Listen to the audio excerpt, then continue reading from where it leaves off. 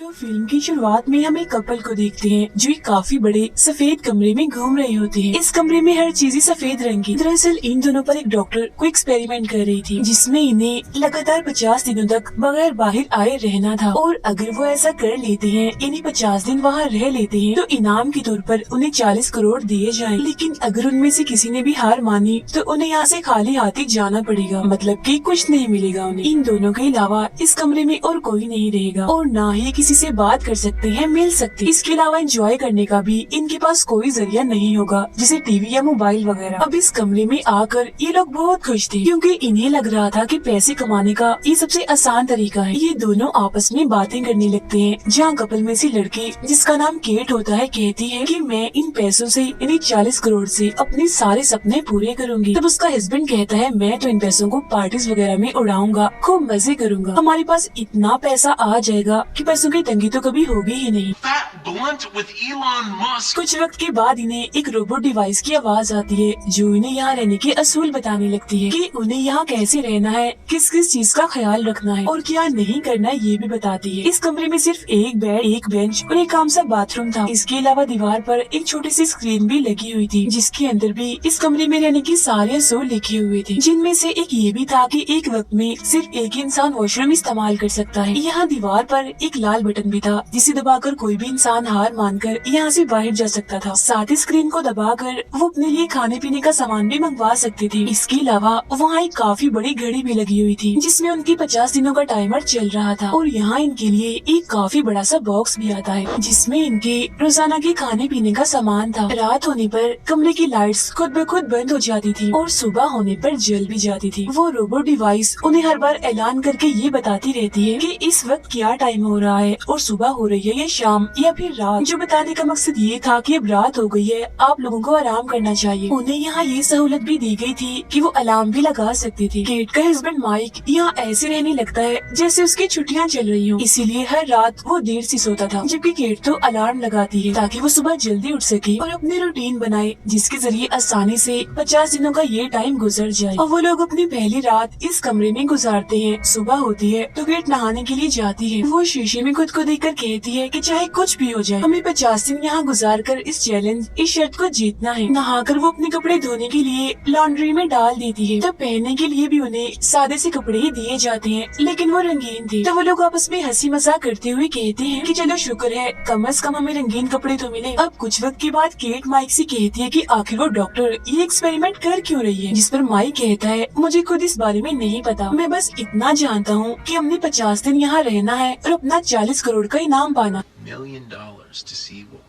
अब वक्त गुजारने के लिए दोनों खुद को मसरूफ करने की कोशिश करते हैं। केट खुद को शांत और पुरसुकून रखने के लिए योगा करती है, जबकि माइक उस घड़ी जिस पर 50 दिनों का टाइमर चल रहा था उसे घूर घूर कर देख रहा था। बैठे बैठे ही वो अजीब तरह की बातें भी सोचने लगता है, जैसे कि यहाँ की दीवारों का रंग सफेद ही क्यों किया गया है। केट उसे बार बार समझाती है कि तुम इन चीजों को इतना मत सोचो और बार बार घड़ी को भी मत घूर के देखो, तुम बस यहाँ पर वक्त गुजारने और उसके बदले में मिलने वाले पैसों के बारे में सोचो। लेकिन ये करना उसके लिए मुश्किल था क्योंकि कुछ दिनों से वो अपनी नींद भी पूरी नहीं कर पा रहा था, जबकि केट तो रूटीन के मुताबिक सुबह से लेकर रात तक अपने सारे काम करती है और माइक का ध्यान घड़ी पर से हटाने के लिए उसे दौड़ लगाने का कहती है। जहाँ एक तरफ केट योगा कर रही थी तो माइक दौड़ लगा रहा था। इसके बाद टाइम गुजारने के लिए वो बच्चों वाले गेम्स खेलने लगते हैं और डांस भी करते हैं। फिर जैसे वो अपने कपड़े धोने के लिए लॉन्ड्री में डालते हैं तो उन्हें दोबारा से बिल्कुल वैसे ही कपड़े मिल जाते हैं। अब ऐसे करके इन्हें कुछ हफ्ते गुजर जाते हैं, जहाँ पर एक दिन माइक को उस कमरे में एक छोटा सा कीड़ा दिखता है। वो उससे बात करता है और उसे कुछ खिलाने का सोचता है, मगर जैसे वो मिल्क शेक की कुछ बूंदे जमीन पर डालता है तो रोबोट डिवाइस की आवाज आने लगती है जो कहती है कि ऐसा मत करो, ये खाने पीने का सामान सिर्फ तुम दोनों के लिए ही है। तो माइक यहाँ थोड़ा परेशान हो जाता है और वो उस डिवाइस से कहता है कि अच्छा अगर हम खाना इसे नहीं दे सकते तो फिर मेरी एक बात मान लो, मैं लाल बटन दबा रहा हूँ ताकि ये बाहर जा सके क्योंकि ये यहाँ भूख से मर जाएगा। अब ये देख केट उसे समझाने की कोशिश करती है कि देखो वो रोबोट डिवाइस बार बार हमें मना करने के लिए नहीं आएगी, वो हमें मना करने के लिए चली गई है तो मत करो ऐसे। इस पर वो कहता है जो भी है लेकिन मुझे इस कीड़े की फिक्र है, ये बेचारा इधर ही मर जाएगा वरना। इतना कहकर उस लाल बटन की तरफ जाने लगता है और दोनों की यहाँ बहस होने लगती है। केट कहती है कि बटन दबाने पर हम इस चैलेंज को हार जाएंगे और फिर खाली हाथ ही हमें यहाँ से बाहर निकाल दिया जाएगा। माइक कहता है कि हाँ जानता हूँ, मगर मैं कौन सा खुद जा रहा हूँ बाहर, मैं तो बस इस कीड़े को बाहर भेज रहा हूँ। फिर वो कीड़े को नीचे रख के केट से कहता है, ये देखो ये एक जानवर है, तुम इस पर जरा भी तरस नहीं आ रहा। केट उसे कहती है, तुम इतने छोटे से जानवर के लिए पूरा चैलेंज खराब कर दोगी, पागल हो गई हो तुम। ये कहकर वो गुस्से में वहाँ से जाने लगती है, मगर तभी गलती से उसका पैर उस कीड़े के ऊपर आ जाता है, जिससे उसकी मौत हो जाती है। ये देख वो काफी हैरान हो जाती है और माइक से कहती है, ओह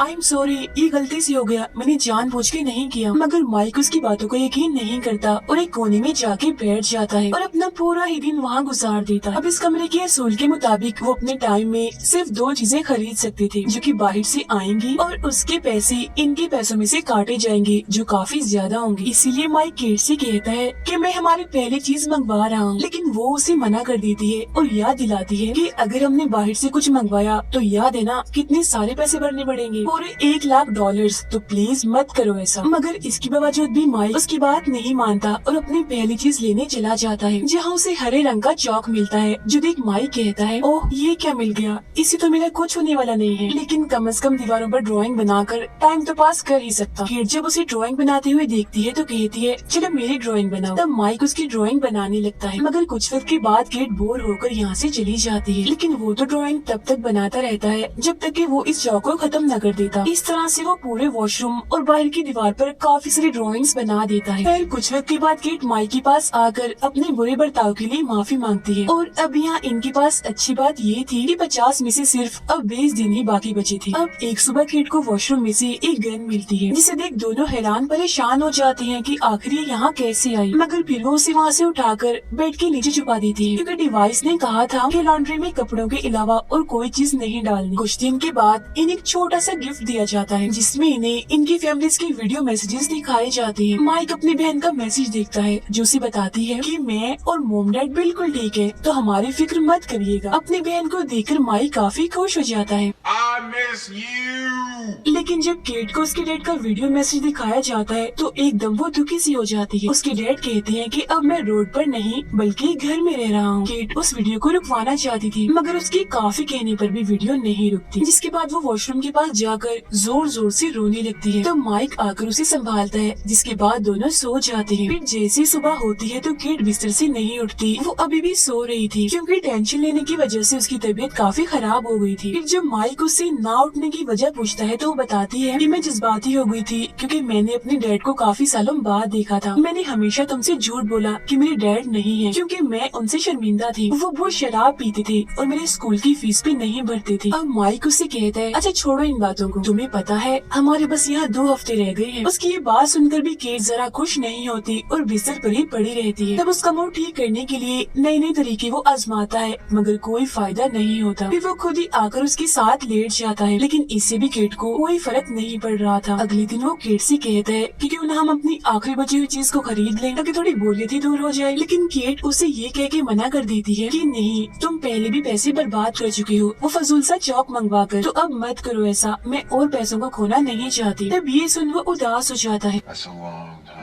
फिर कुछ वक्त के बाद केट बेड से उठकर माइक के पास आती है और कहती है कि मेरी तरफ से इजाजत है, तुम दूसरी चीज मंगवा सकते हो, फिर चाहे हमारे जितनी मर्जी पैसों का नुकसान ही क्यों ना हो जाए। फिर जैसे ही माइक दूसरी चीज मंगवाने के लिए स्क्रीन पर हाथ लगाता है तो फौरन ही उस कमरे का दरवाजा खुल जाता है, जिसके बाद अंदर एक लड़की आती है जिसने कपड़े नहीं पहने होते। जैसे वो अंदर आती है तो माइक उसे देखकर काफी हैरान रह जाता है। वो बताती है कि मैं भी नहीं जानती कि मुझे यहाँ क्यों भेजा गया है, मुझे बस इस काम के पैसे मिले हैं और मुझे इस कमरे में आप लोगों के साथ सिर्फ 24 घंटे ही गुजारने हैं। केट उसे ऐसे देखकर माइक से कहती है कि तुम अपने टी शर्ट उतार कर इसे दे दो, ताकि वो थोड़ा बहुत खुद को ढक सके। वो लड़की दीवार पर जब माइक की ड्राइंग्स देखती है तो तारीफ कर देती है, जो देख केट को गुस्सा आने लगता है। रात होने पर माइक दोनों लड़कियों को बेड पर सोने का कहता है और खुद जमीन पे जाके सो जाता है, मगर वो लड़की माइक के साथ अजीबोगरीब हरकतें करने लगती है, जिससे केट को बहुत गुस्सा आता है और वो माइक को भी अपने साथ बेड पर ही सुला लेती है। खुद वो इन दोनों के बीच सोती है। सारी रात उसे चैन से नींद नहीं आती और उस लड़की से चिढ़ होने लगती। फिर सुबह जब वो उठती है तो देखती है कि वो लड़की बेड पर नहीं है। वो सोचती है कि शायद वो चली गई, मगर जब वो वॉशरूम जाती है तो पता चलता है कि वो लड़की अभी गई नहीं है बल्कि वॉशरूम में ही है, नहा रही थी। उसने दोबारा से अपने कपड़े उतार दिए थे। अब केट ना चाहते हुए भी चुप रहती है और मजीद उसे बर्दाश्त करती रहती है। इसके बाद वो तीनों उस कमरे में यहाँ वहाँ डांस करने लगते हैं। ऐसा करने से माइक को इतना मजा आता है कि वो ख्यालों की दुनिया में चला जाता है, जहाँ वो अपने चारों तरफ काले रंग को देखता है, जिसके फौरन बाद वो खुद को पानी में डूबता हुआ देखता है। यही उसे अपना छोटा भाई भी दिखता है जो उसके साथ ही पानी में डूब रहा था, जो देख वो काफी घबरा गया था।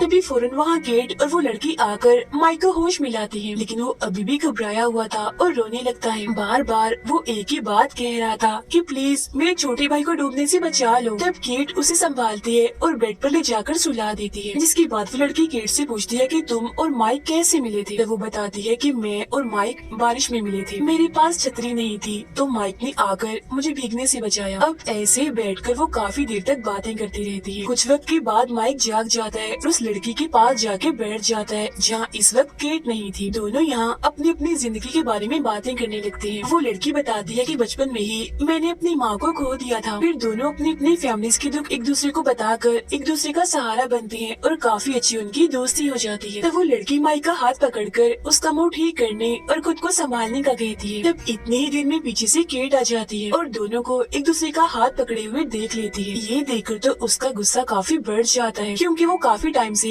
उन दोनों की नजदीकियों को बर्दाश्त कर रही थी। वो गुस्से में उस लड़की से कहती है कि तुम शुरू से ही मेरे हस्बैंड को फंसाने के चक्कर में हो और मुझसे उसे छीनना चाहती हो। ये सुन वो लड़की भी केट पर गुस्सा करने लगती है और कहती है कि तुम कितनी अजीब औरत हो, अपने हस्बैंड पर जरा भी यकीन नहीं है तुम्हें, अफसोस है। अब इसके बाद दोनों की बहस बढ़ जाती है और एक दूसरे पर वो चिल्लाने लगती है। तब तंग आकर माइक इन दोनों पर चिल्लाता है और चुप होने का कहता है, जिसके बाद वो यहाँ से जाने लगता है। फिर अगली सुबह जब वो जागते हैं तो माइक कुछ ठीक महसूस नहीं कर रहा था, उसकी तबीयत खराब लग रही थी। वो लड़की भी इस कमरे से जा चुकी थी, मगर जाते जाते वो दीवार पर माइक के लिए एक मैसेज लिखी गई थी। लिखा था कि आज से पहले मुझे कभी भी किसी ने इतना प्यार नहीं किया जितना तुमने किया माइक। केट ये मैसेज माइक को दिखाकर उस पर गुस्सा करने लगती है और कहती है कि तुम एक नंबर के धोखेबाज इंसान हो, मुझे भी तुम धोखा ही दे रहे थे ना। जिसमें माइक कहता है कि ऐसा कुछ नहीं है, उसने जो भी लिखा है वो सब झूठ है। इस कमरे में ये सब कुछ जानबूझकर किया जा रहा है ताकि हम दोनों की आपस में लड़ाई हो और हम हार मान लें। मगर फिर भी केट उसकी एक नहीं सुनती और उसे धक्का मार देती है, जिससे माइक का सर दीवार से टकरा जाता है और उसका खून बहने लगता है। ये देख माइक का गुस्सा आ गया था, वो केट से दूर चला जाता है और कहता है कि मैंने तुम्हें कभी भी धोखा नहीं दिया, तब भी नहीं जब तुम ये शहर छोड़कर चली गई थी। मैंने हमेशा यही चाहा कि तुम खुद को अकेला महसूस ना करो और खुश रहो, जिस वजह से मैंने अपने दोस्तों से भी मिलना छोड़ दिया और तुम्हें टाइम दिया। मैंने अपनी पढ़ाई तक छोड़ दी और तब भी तुम्हारा साथ नहीं छोड़ा जब तुम टेंशन में रहती हो। और इन सब के बदले मुझे क्या मिला? तुम्हारा शक और नफरत। जो सुन केट को शर्मिंदगी होती है।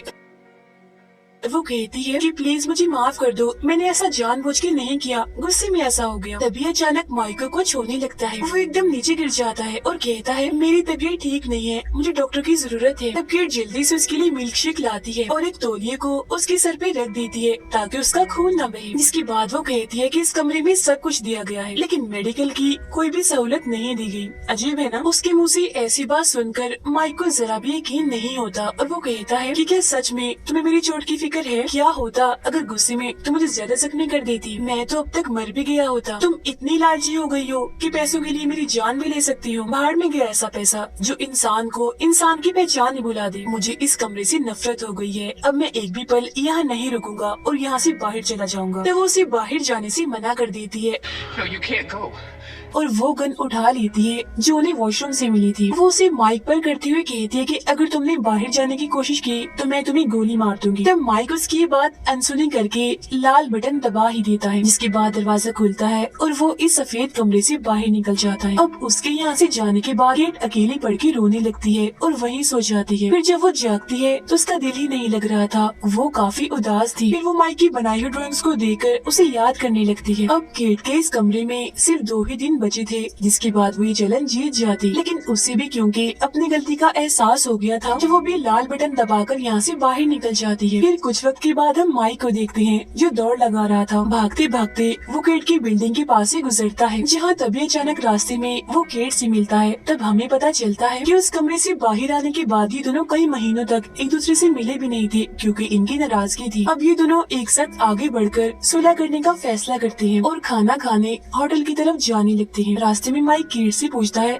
क्या तुमने वो चैलेंज पूरा कर लिया था या पहले ही लाल बटन को दबाकर तुम बाहर आ गई थी? जिस पर वो कुछ नहीं बोलती और चुप रहती है। कहती है, मैंने वहाँ तुम्हारे साथ काफी गलत बर्ताव किया, तो प्लीज मुझे माफ कर दो। फिर जब ये दोनों यहाँ से चले जाते हैं तब एक बिल्डिंग पर लिखे नोट को हम देखते हैं जिस पर लिखा हुआ था कि ये कमरा एक बहुत ही बड़े आदमी ने बनाया था, लेकिन वो कौन था ये पता नहीं चल पाता। लेकिन उसके मुताबिक हम ये कह सकते हैं कि लालच इंसान को कभी नहीं करना चाहिए, क्योंकि लालच हमेशा बुराई की तरफ ले जाता है, जिसमें हम अपने किसी खास को भी खो सकते हैं। जैसे कुछ वक्त के लिए माइक और केट ने एक दूसरे को खो दिया था। उस आदमी का इस कमरे को बनाने का ये मकसद हो सकता है कि इंसान को लालच देकर सुधारा जाए, क्योंकि जब इंसान यहाँ साथ वक्त गुजारेंगे तो उनके अंदर की भी बहुत सी बातें बाहर आएंगी। फिर जब लालच का पर्दा उनकी आंखों पर से हटेगा, उन्हें अपनी गलती का एहसास होगा, तो वो इसे सीख लेंगे और कभी भी लालच नहीं करेंगे। इसके बाद हम एक कपल को उसी कमरे में देखते हैं जो केट और माइक की तरह इस चैलेंज को पूरा करने आए थे। वो दोनों भी बिल्कुल वैसे खुश थे जैसे केट और माइक यहाँ आके खुश थे। अब सवाल ये उठता है कि क्या ये दोनों इस चैलेंज को पूरा कर पाएंगे या उन दोनों की ही तरह हार मान के खाली हाथ जाएंगे, या फिर उन्हें भी अपनी गलती का एहसास हो जाएगा। इसी सवाल के साथ ही ये कहानी इधर ही खत्म हो जाती।